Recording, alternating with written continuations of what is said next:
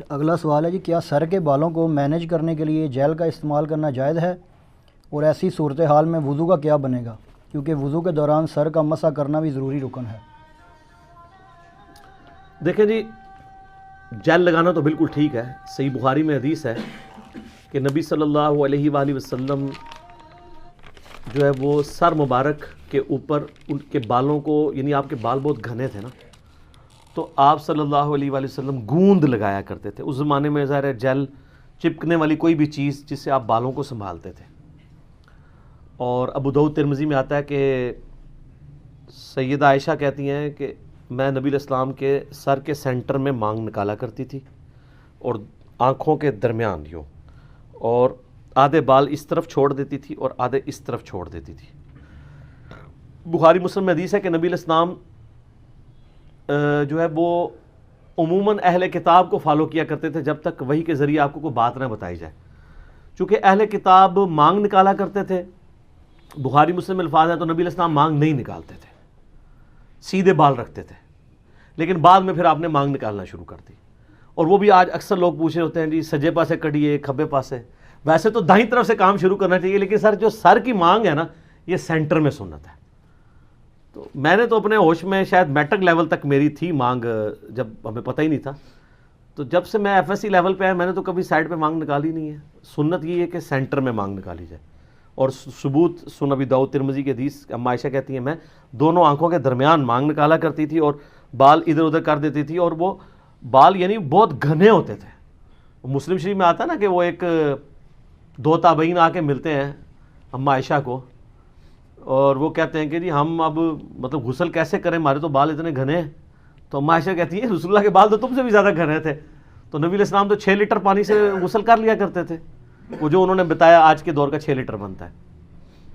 تو وہ کہتے ہیں نہیں ہم کس طرح کریں، مطلب وہ تو مطلب شک کا شکار ہوتے تھے نا۔ پھر سیدہ عائشہ نے ان کا وہم نکالنے کے لیے ایک بالٹی میں پانی لیا، اور جو اٹیچ بات تھا وہاں چلی گئی۔ وہ جو بخاری مسلم میں اکثر وہ شیعہ بھی اعتراض کر رہے ہوتے ہیں جی وہ ایک چادر کا پردہ تھا، اس زمانے میں اٹیچ بات موٹی چادر کے ہوتے تھے، یہ تو چادر سے آر پار نظر آتا تھا۔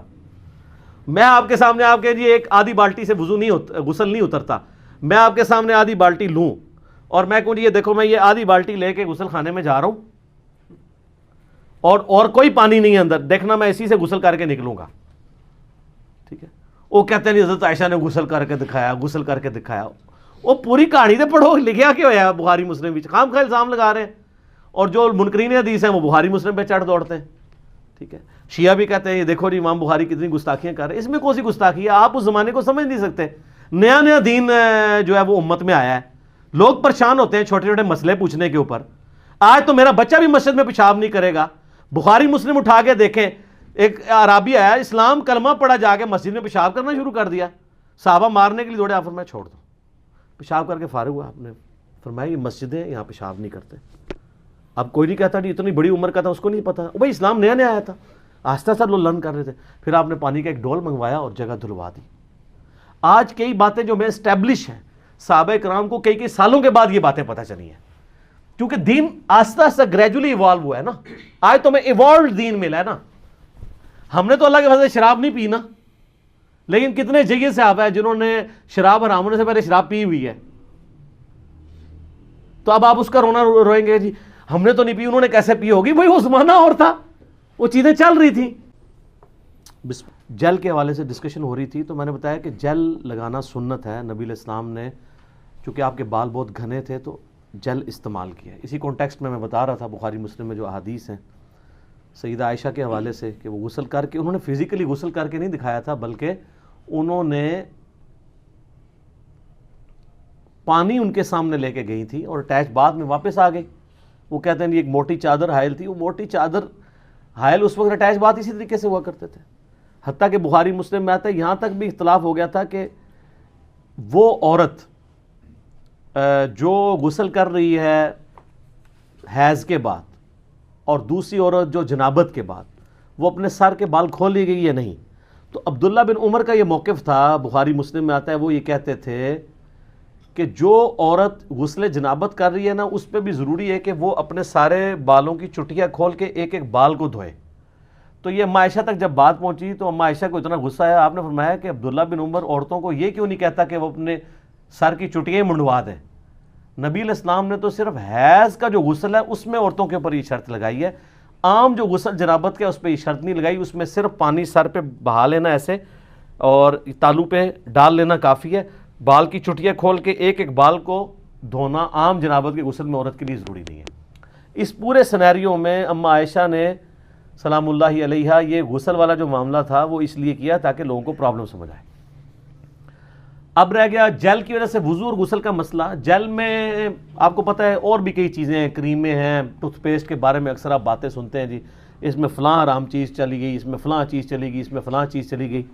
وہ آپ نے خود تحقیق کرنی ہے. وہ اس پلیٹ فارم سے ہمارے پاس کوئی نہ تو لیبارٹری ہے کہ اس میں ہم چیک کریں گے یہ حلال ہے یا حرام ہے. یہ آپ کا سوشل ایشو ہے, اس کا دین سے کوئی تعلق نہیں. دین کے ساتھ تعلق یہ ہے کہ وہ حلال چیز ہے تو آپ اسے استعمال کریں, حرام ہے تو اسے چھوڑ دیں.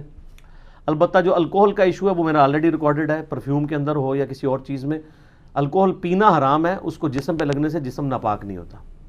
اب جیل کے اندر اگر کوئی ایسی گوندنے والی چیز ہے جو یعنی جیل لگانے کے بعد وہ ڈرائی ہونے کے بعد بھی وہ ایک کوئی پرماننٹ کو موٹی لیئر لگی رہتی ہے, پھر تو ظاہر ہے کہ آپ کو بالوں کو تھوڑا دھونا پڑے گا, تو تبھی سر کا مسا ہوگا.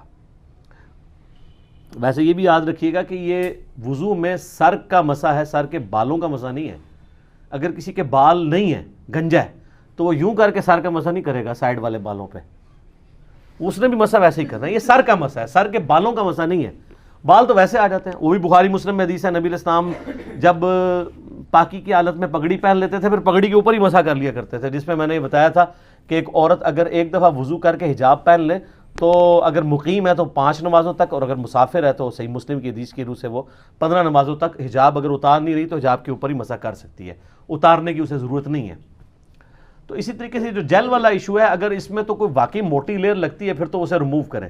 اگر چھوٹی موٹی لیئر والا مسئلہ ہے تو وہ تو پھر آپ جب سر پہ تیل لگاتے ہیں, تو نبی علیہ السلام تو تیل لگایا کرتے تھے, تو اس کے بعد یہ تو نہیں کہ وضو کرنے کے لیے آپ تیل کو پہلے دھوتے تھے مٹی کے ذریعے. اس زمانے میں صابن کی جگہ مٹی استعمال ہوتی تھی, نہیں, اسی کے اوپر مسا کرتے تھے.